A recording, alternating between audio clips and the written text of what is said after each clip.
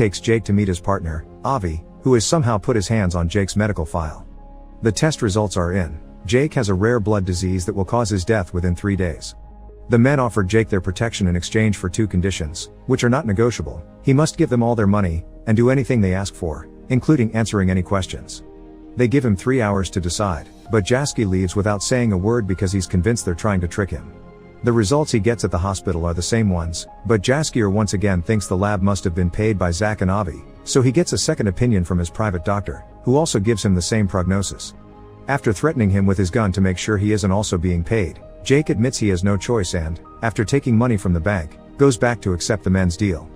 As they go out for a ride, Avi explains they're loan sharks, and it'll be Jake's money that they'll be loaning.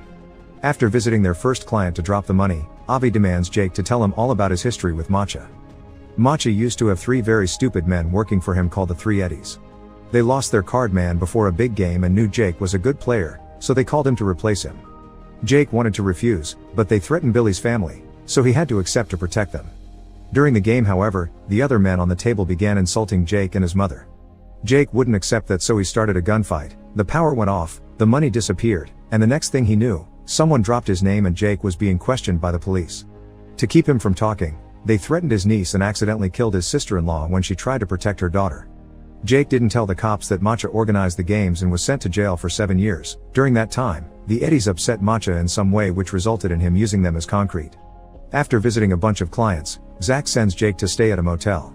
Meanwhile, Matcha and Paul visit crime kingpin Sam Gold, considered the ultimate figure all other crime bosses want to be like. However, Gold never receives visitors, so instead they meet with his advisor, Lily Walker, who accepts to broker a powder deal with Matcha. She also reminds him that Gold doesn't like publicity or give second chances. Sometime later,